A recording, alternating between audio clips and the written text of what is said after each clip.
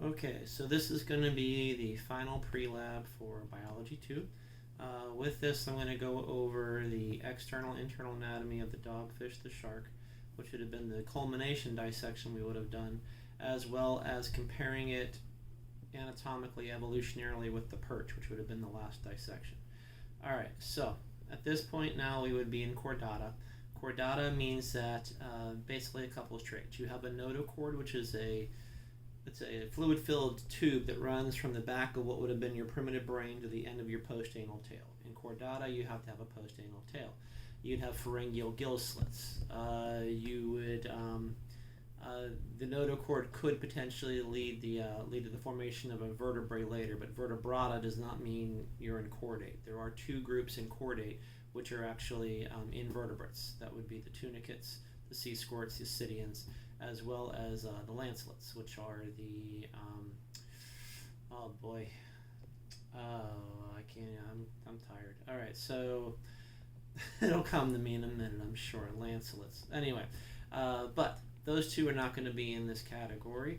We are now moving into actual chordata. In chordata, you're going to start off with jawless fish, which would be things like cephalopodomorphi, which are the lampreys, Minixi. The next step of evolution is going to be the formation of a jaw. That's going to be from gill arch number 1 and gill arch number 2 fusing, and therefore they actually make a movable lower mandible, jaw. So therefore that makes a better way to consume, a better way to get nourishment. From there, then, we start moving into what you would start to call primitive type fish creatures. You'll see in the PowerPoint like ostracodermy, placodermy. Those basically, ostraca means like a shell around the outside. Placa means plates.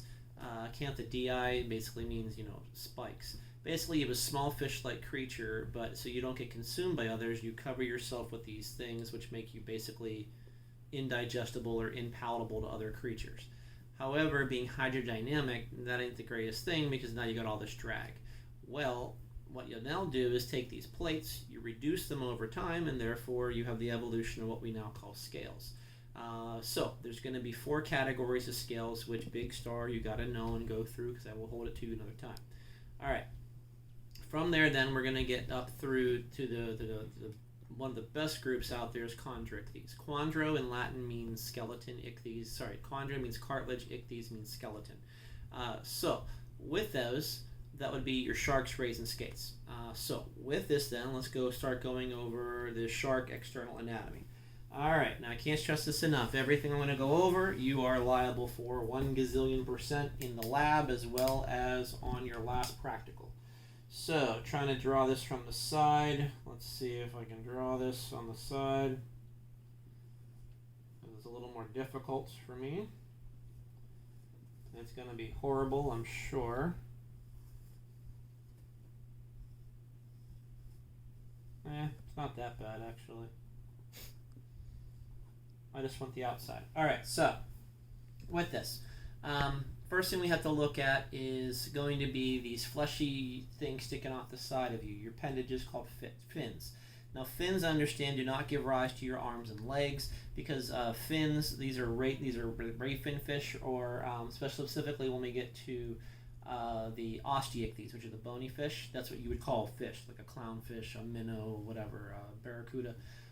Those, understand, they do not have any bony projections leading into the fin. Basically, it's these cartilaginous proteinaceous spines that stick out. When we get to later groups, like, say, lungfish, when we get to a coelacanth, now you actually have bones leading to an actual fin-like structure, and that's what's going to give rise to appendages, meaning going into amphibia and then onto land and so on and so forth. But for now, we're still with sharks. All right, so with fins. There are going to be, you have to know the fins, you have to know where they're found, and you got to know what they do. All right, so let's start off. On the back, you have your dorsal fin. Dorsal fin is going to be more for stability when you're swimming sinusoidally. The whole idea is when you're swimming back and forth sinusoidally, you can cause drag and you can list to one side or the other. Well, you want to stabilize that. Think of it kind of like a rudder almost. Well, if I stabilize the top, I got to stabilize the bottom. That's a pelvic fin down there. Okay, pelvic fin is going to become more important when we get to the to the sexing of the male and female of the shark. All right. Now, along with that, then, we have to have a means of steering. Steering is going to be these ones. Those are your pectoral fins. Pectoral fins in the shark, yes, they're for steering, but more importantly, they act like wings of a plane where they actually create lift on the front end of the creature. This is going to be crucial because this creature doesn't have a swim bladder or an air bladder. Therefore, it's going to be prone to sinking. It needs something to keep it up in the water column. There's going to be three things that are going to keep it up. First thing is going to be the shape of the pectoral fins. Every time you move the caudal fin, the tail, you lift up, like almost like an airplane almost. All right, now back here, that's called the caudal fin. Caudal fin is going to be for propulsion. Now, for caudal fins, there's two major forms. These you have to know. You have heterocircle and homocircle. Know the difference. Circle is pertaining to the size of the lobes of the fin. Heterocircle means that the two lobes aren't the same size. Homocircle would mean they are the same size. Obviously, the shark, the dogfish, they would have a heterocircle caudal fin. So therefore, when the caudal fin moves, you get a bigger propulsive force on the upper lobe, lower on the lower one. So therefore, what does that do? You create more thrust, also for helping you cut through the water more, but more importantly, it's going to shove your hind end down, while their pectoral fins put your hind end up. So your front end up, and therefore, you're not prone to sinking. Okay. Homocircle. There's going to be four versions of these. You are going to have rounded, often called circular. You are going to have truncate, often called spade. You are going to have lunate. Well, let's not do lunate first. Let's do forked. And then lunate. All right. Now, all of these are examples of homocircle tails. So the caudal fin comes out. If it comes out and the fin rays come out like a fan, well, that's rounded. Fine. If the fin comes out and the fin rays come out like spike, just like a straight stump, that's called a spade tail or a truncate tail. These two types of caudal fins are indicative of what is called a lie-in-wait predator. Think of it almost like a cheetah. They sit in an area, and then when something comes across them, they have a short burst of speed, and then they can pounce on it. If that creature is able to get away in that short bout, they don't have the stamina to go chase them down. Think like if you ever see things in a fishing at the bottom of the fish tank, like gobies, things that hide in the cracks and crevices. They have those types of caudal fins because they pounce. Think of a barracuda. They sit out in open water. They hang out. If something comes off the reef, they pick up a quick burst, but they can't chase it down. All right, now forked and lunate. These are for more open water predators. So therefore, in this case now, the fleshy appendages stick out, and then you're going to have the rays in between. That's the kind of caudal fin that a perch would have, that you would have dissected. Lunate looks like that. That's like a bluefin tuna. That's like a marlin. That's meant for flat out just crazy amount of speed and stamina. All right, so these two are for open water predation. When you do open water predation, the name that you say for open water free swimming is called pelagic, P-E-L-A-G-I-C. The other term that you might be familiar with is often called a term called plankton. Well, you got to understand, plankton means you can't swim against a current. Nectin means you can swim against a unidirectional current. So when you think of plankton, you think of phytoplankton, zooplankton, little tiny microscopic plants and animals, like creatures that can't swim against the current. But if you can swim against the current, like if you're at the beach and you can swim, you're called nectin. If you're out in open water, you're called pelagic, free swimming. If you're on the bottom, you're benthic. Okay, so, all right, so back up here then. So we went over the fins. Let me think. It's best if I do this together. Down here, I'm going to put the perch, okay? Now again, the perch is going to have the forked caudal fin, okay? It's going to have the dorsal fin. It's going to have the pectoral fin.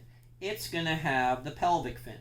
However, it's going to have a brand new fin that the shark doesn't have, and that's going to be the anal fin. Anal fin acts like the pelvic fin. It's basically a stabilizer for the underside of the creature when you swim. All right, now, back up to the shark then. All right, so covering the entire shark, you understand there's going to be scales. Got that. That was one of the evolutionary adaptations I was talking about earlier.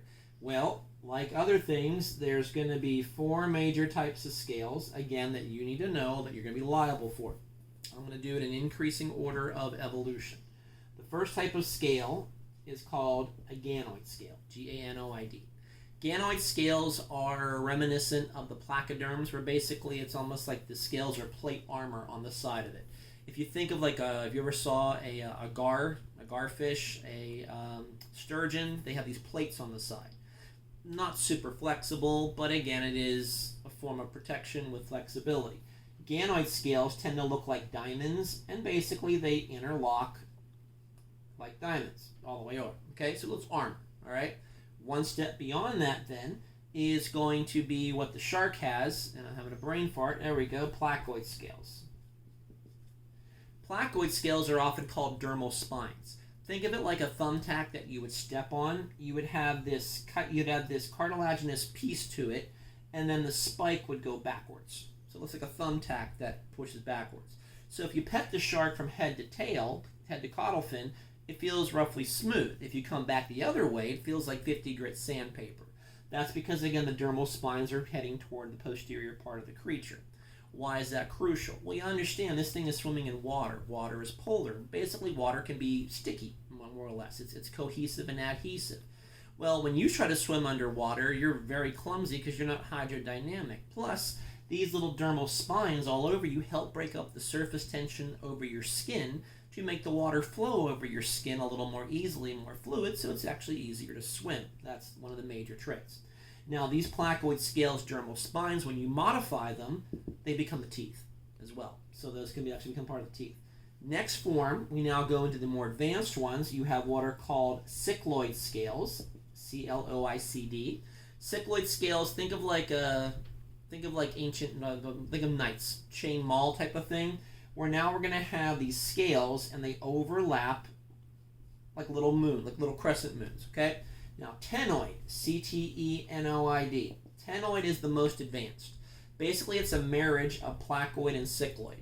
What you would have is that cycloid shape, but then you'd have this serrated comb on top of it. And then you'd have the same type of idea where they would overlap. What does that do?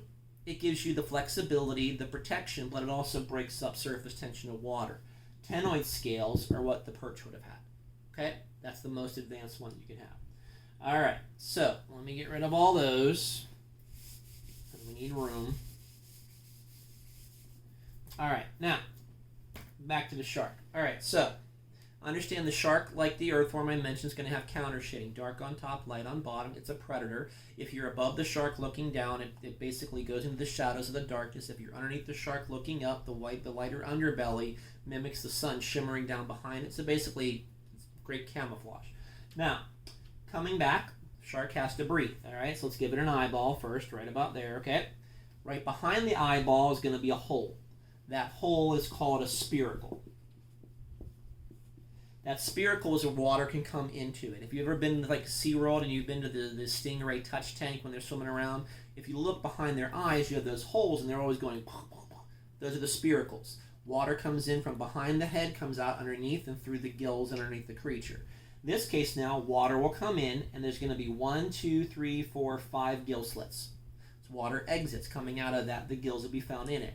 There's not a hard protective covering on them, so therefore if they get hit in the gill slits, that'd be like me punching you in the throat, but you would choke more or less, or you could kill the creature.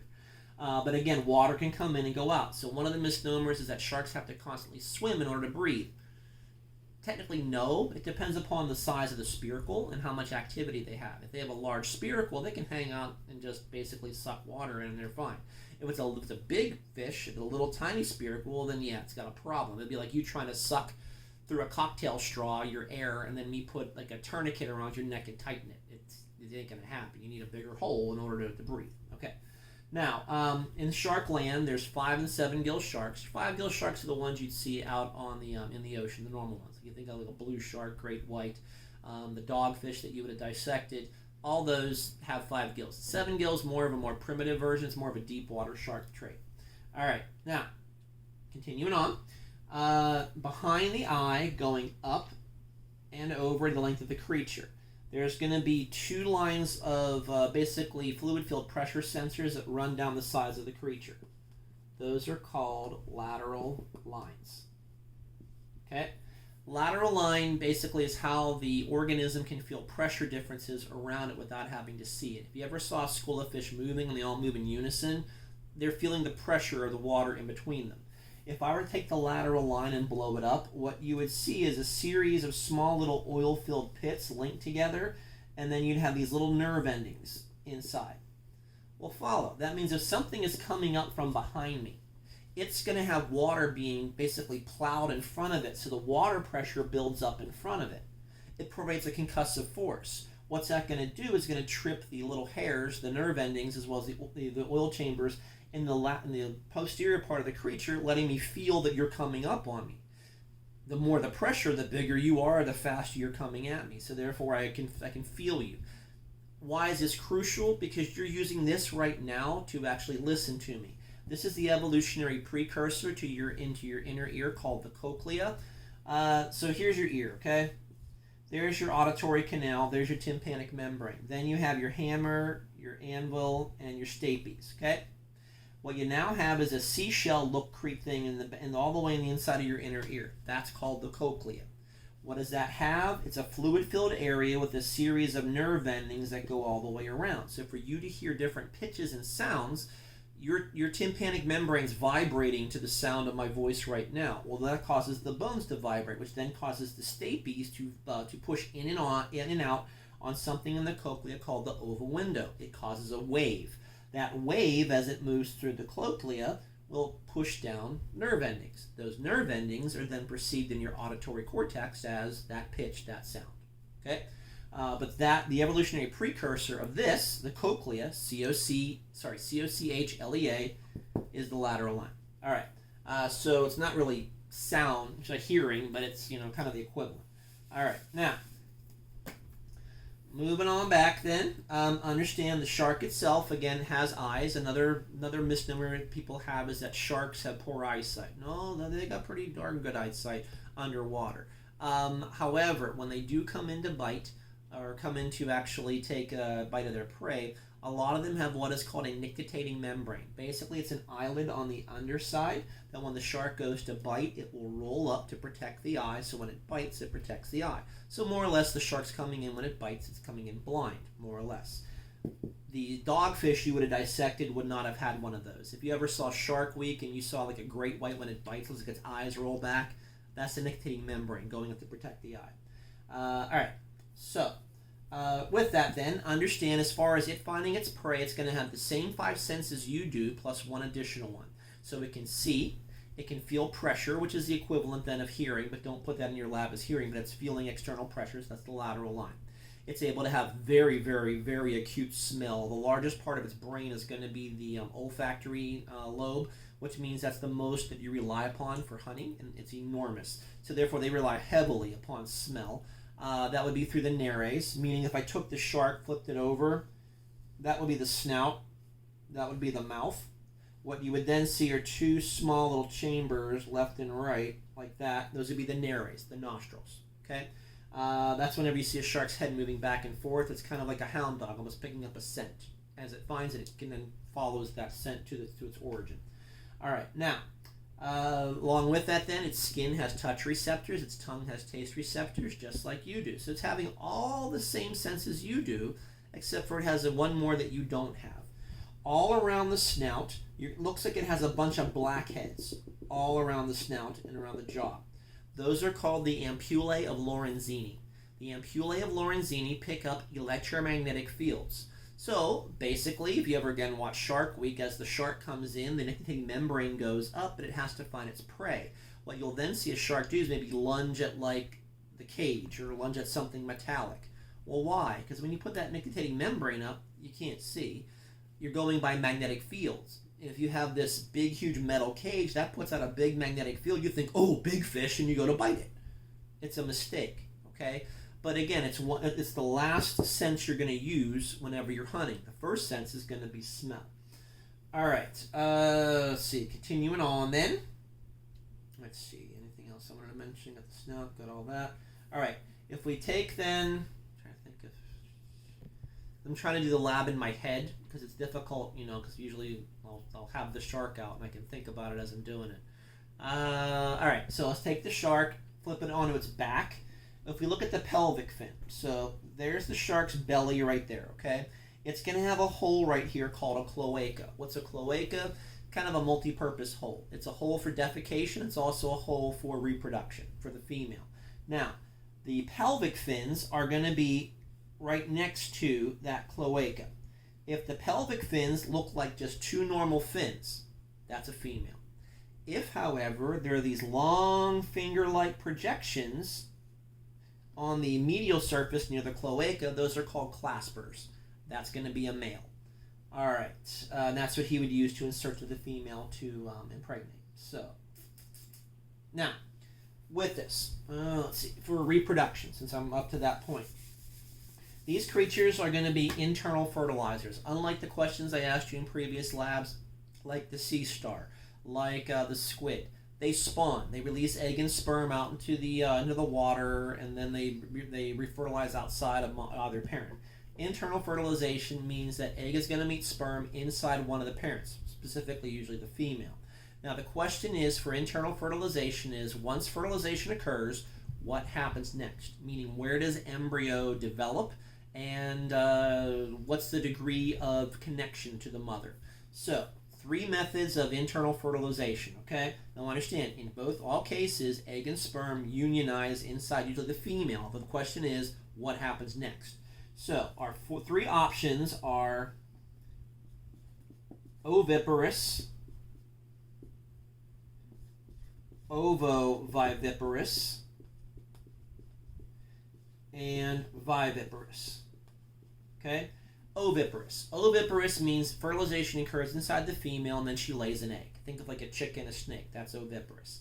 If you've ever been on the beach and you ever saw like a mermaid's purse, that is the egg of the of a ray or a skate offshore. All right. Now, this one is not going to be oviparous. This one, the dogfish, would be ovoviviparous, meaning that you have internal fertilization. The embryo is retained inside the mother. However, there's not a direct connection between mother and offspring, meaning that essentially the developing embryo has its own yolk sac, that's its only nourishment. Once it's all absorbed, it has to swim out of the uterus and then start its life. So basically, mom just becomes a protective incubator, but it's developing more or less independently of mom. Viviparous would be mammals like us. In this case, now you're going to have internal fertilization, and there's some degree of connection between parent and offspring. When you look at mammals like us, we're called placental mammals. Well, that's a full direct connection there where you're exchanging blood and waste products between mother and offspring. So that would be the most advanced one. Okay. Now, but the shark you would have dissected would have been ovoviviparous. Okay. Now, with that, then, I think if there's anything else I got to talk about with this guy on the outside, because I'm often going to finish the perch on the outside too while I'm doing this. 2 birds, 1 stone. Okay, let's go to the perch then. There's your eye. Now, one of the couple evolutionary adaptations that the perch has that the shark doesn't, because it's osteichthyes, it's a bony fish. So, we have actopterygony and sarcopterygony underneath bony fish. Sarcopterygony is what I mentioned earlier, like a lungfish or a coelacanth. They're going to give rise to amphibian because they have bones leading to their fins. What you normally call fish is actopterygony. That would be this guy here, with the fin rays type of thing, where there's no bones leading to it or attached to it. So, these have distinct advantages over this one. Well, understand, these are going to evolve more in a freshwater ecosystem. How are they going to outcompete this thing? Because this thing's in the saltwater, and this thing is the optimum predator. Well, by adopting a heavier, bulkier, bony skeleton, that's going to allow eventually for stronger muscles to attach, which means you can pull harder on them, which means you can swim faster. So your advantage is speed. That's how it's going to work. If you compare the speed of, say, like a marlin with a short fin maka, marlin blows its doors off any day of the week. A bluefin tuna blows its doors off any day of the week. So just speed is for it. Now, but again, you have to evolve, and you're not built for speed right out of the gate. However, once we get to a perch, we're going to have that pectoral fin. Number 1, it's going to have a forked tail. It's homocircle and forked, better propulsion. Number 2, it's going to have ctenoid scales, the marriage of placoid and cycloid, so you get flexibility, protection, and then also break up surface tension of water. Another advantage, we're going to have an anal fin. This one doesn't have one. Another major one is a bony plate covering your gill called an operculum. If you ever caught a fish and you picked it up and go, look what I caught, you were picking it up by the operculum. It's a bony plate that covers the gills. These gills are exposed. Now they're protected. If you were to take the operculum and pull it back, let's say this is the operculum, and you pulled it back, what you would see are these little bony projections inside. Now, normally you see 4 of them, 4 on the left, 4 on the right, but what you would see is then this right here is called the gill arch. Again, gill arch number 1 and number 2 are what fused, and that's what makes the mandible. So again, so you had to have gills at one time, you understand, because you have a mandible that works, so you had to have gills. Coming off the gill arch then, you would have your gill, your tenidium. Now in front of it though, so this is the gill itself, in front of it then you'd have these little spikes in front of it, or they could be long spikes. These things in front are called gill rakers. What do? As the fish is drinking water, pulling water over the gills or eating, they're basically acting like a filter to prevent the chunks of what it's eating to get into the gills and clog them. It's real simple. If the gill rakers are short like little teeth, that's telling you carnivore, because again it's bigger chunks, and therefore if you had long gill rakers you'd choke yourself. These longer ones tend to be for more fish that are more herbivores, because therefore it's finer particles, and therefore like a comb you don't want it to get it into the gills itself. But all those are features that the shark does not have. The other feature, again, the perch is going to have the same thing as the shark. It's going to have a lateral line. It's going to have all the other 9 yards. It's not going to have the ampullae of Lorenzini though. Now, the last major difference between the shark and the perch is going to be once we go inside.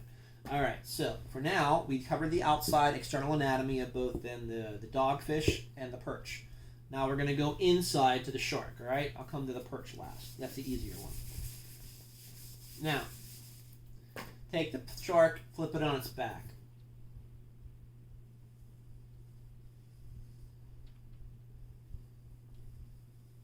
Okay? Now, again, the cloaca would be kind of like your bullseye. What you would have done is then made an incision from the cloaca all the way up to where the 2 pectoral fins are. If you pushed your finger there, you would feel what kind of almost feels like a breastplate. Basically, it's a cartilage plate covering the heart. So you would cut up to that and then cut over. When you do that, you would fillet the organism open, and what you would see then, pay attention now, because once you look at the picture, it looks like there's a lot going on in a murder scene. I'm trying to do it bit by bit, all right? First thing you're going to see, the biggest organ you're going to see is the liver. The liver has 3 lobes. There's going to be one big lobe on the left, a little one in the middle, and a big one on the right. Okay, that's all liver, okay? The liver, you have to understand, is for detoxifying the blood, just like yours does. It's also going to be a source of where you make bile in order for you to make bile salts, which help you to digest lipids as well, too. The liver also in the shark also creates a significant amount of oil, which is also going to, as you know, is hydrophobic, which then makes you more buoyant on the inside. So 3 things, again, make the shark more buoyant. Again, the pectoral fin shape, the caudal fin shoving the hind end back, the heterocercal caudal fin, and now the liver is making oil on the inside, making you more buoyant on the inside. All right. Now, attached to it, there's usually this small little green area right about here. Okay? What is that? That's the gallbladder. That's where the bile is stored before it goes into the duodenum, the first part of the intestines. Now, underneath this, you would have seen a large muscular pouch. Okay? Let's see. Let's do this. This large muscular pouch underneath it, that would have been the stomach. If you would cut the stomach, eventually what you would see is where the stomach and the esophagus meets, the stomach on the inside is very rigid, but not very rigid, it's very ribbed, it's very muscular. That's again because think of what the stomach is. It releases hydrochloric acid in the gastric juices, and it acts like the agitator on a dishwasher, a clothes washer, where you basically churn things up. So basically it's a churn is what it is. The esophagus, however, is kind of soft and fluffy. The idea is once I swallow, I don't want to have things come back up, so you push them down into the stomach. Now, one major landmark is at the end of the stomach, it's going to make a characteristic S shape. That is a massive landmark. This S shape is the beginning of the small intestines. So, this is the liver, that's the gallbladder, this is the stomach. This is the duodenum. Duodenum looks like it's spelled duodenum. Duodenum is the beginning of small intestines, okay? But it's going to make a characteristic switchback S shape. From that point, then, it's going to expand to what almost looks like a butterfly cocoon, like a chrysalis, and that's going to be the lower part of the intestines called the ileum, okay? Now, in the duodenum, where it makes that S shape, there's going to be a triangular organ that comes off of it right there. That's the spleen. What's the spleen for? The spleen is going to be the same thing in you. It's where blood cells go to die. It's also red blood cells go to die, but it's also part of your immune system as well. On the other side, where the S comes back and makes a switch, there's going to be this off-colored little sac. It kind of looks like mashed potatoes. That's the pancreas. What's the pancreas do? It releases digestive enzymes in the duodenum and also sugar balance, okay? Now, the gallbladder up here, as I said, is going to store the bile until it's released in the duodenum. There is this long tube that comes all the way down to the duodenum, and that would be the bile duct, all the way down to release it. So therefore, you can break down lipids, carbs, proteins, as well as nucleic acids if you need to down in the duodenum. And also, why do you do that? Because the stomach is more for chemical as well as physical breakdown. Duodenum is going to be more for a more chemical breakdown. The ileum is all going to be about absorption. Once you cut the ileum open, you would see layer upon layer upon layer upon layer of membranes, called a spiral valve system. Think of membranes like stacked up, going all the way down. What does that do? It greatly increases the surface area for better absorption, so therefore you can get more nutrients and become bigger. Also, the ileum, basically when it turns all the way down, it actually everts itself. Why would it evert itself? Just in case there's something you can't digest, you can get rid of it, okay? Now, this would then go all the way down to the anus, with the cloaca, I should say. But next to the cloaca, there's this little tiny finger-like projection. Looks like a little finger. That's called the rectal gland. Basically, it's going to help the shark do number 2. So that's the job of it, okay?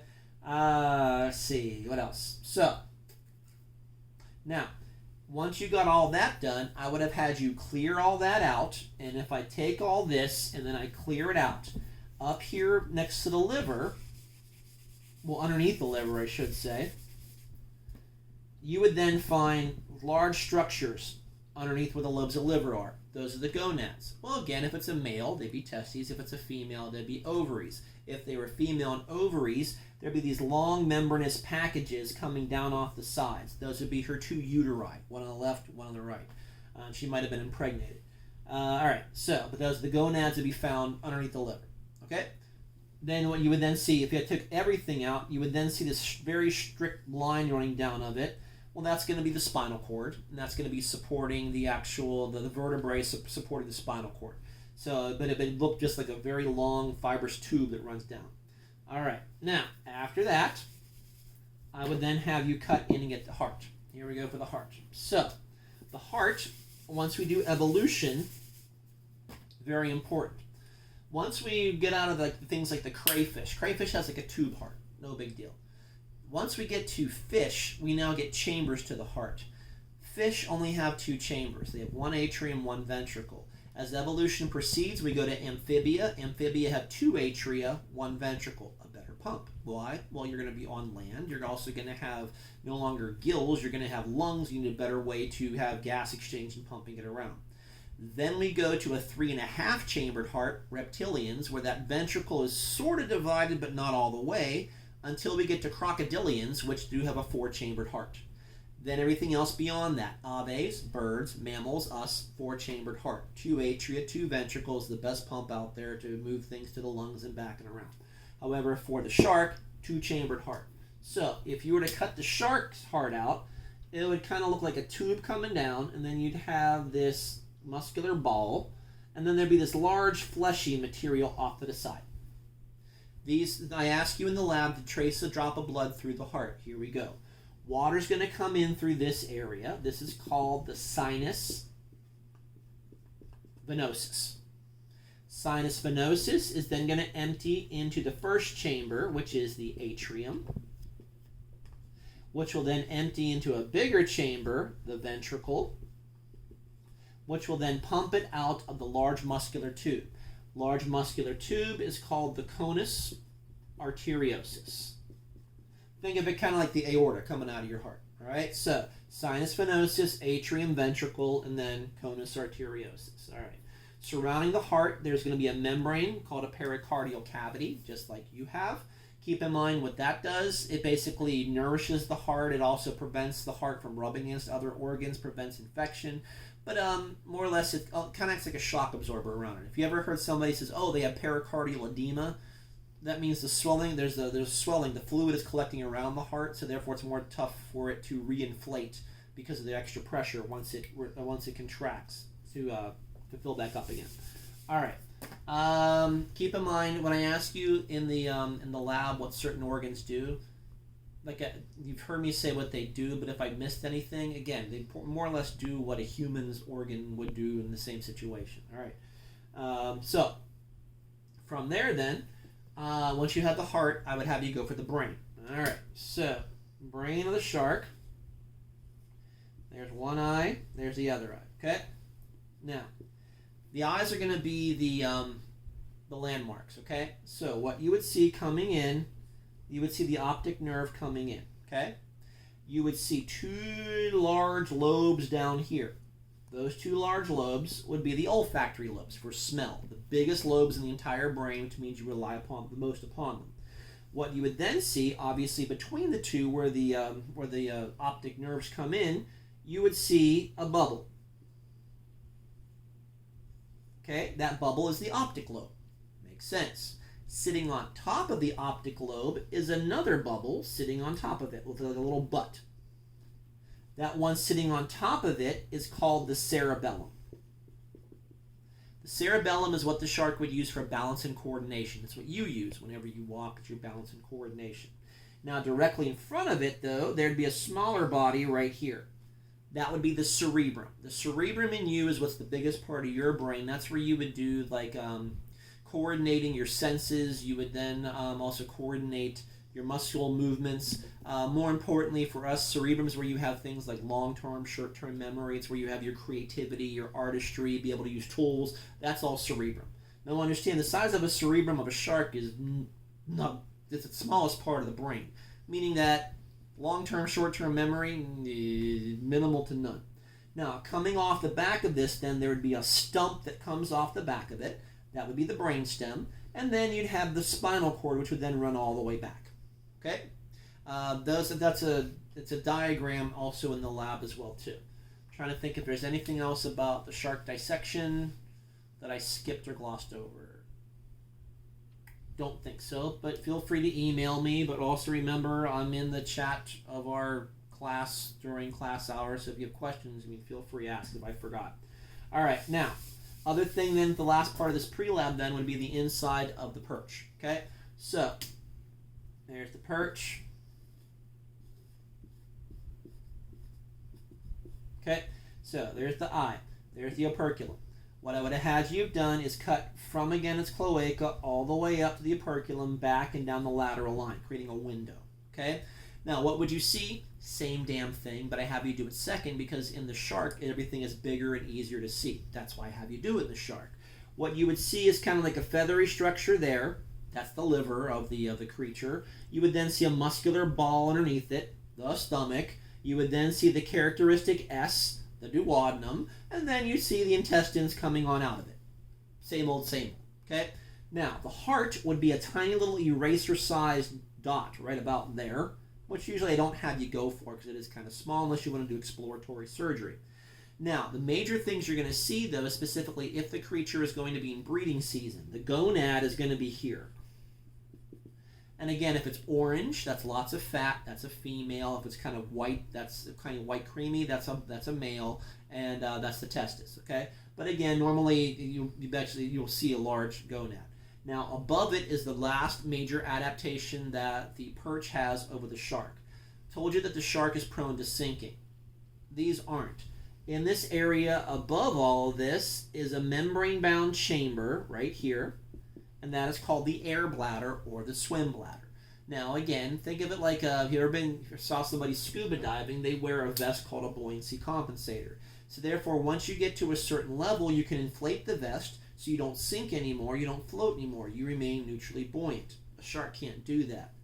This one can. It can basically hover, okay? Now again, there's going to be two glands. There's a gas gland and a retina mirabile that brings air in, takes air out. Again, it's in the notes. Please note how you get air in, how you get air out. You're liable for it. It's in the notes and in one of the pictures, the diagrams in the PowerPoint. Now, think about it. Your pet goldfish dies. What happens? It goes belly up. Well, why? While it's alive, it can consciously control the air moving in and out of the chamber. When you're dead, you can't. It inflates, so you go belly up. Make sense? All right. Trying to think if there's anything else.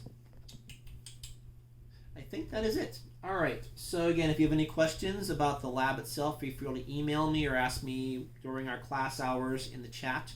And that's that. All right. So that's all the pre-labs, and I'll see you for the last test, I guess.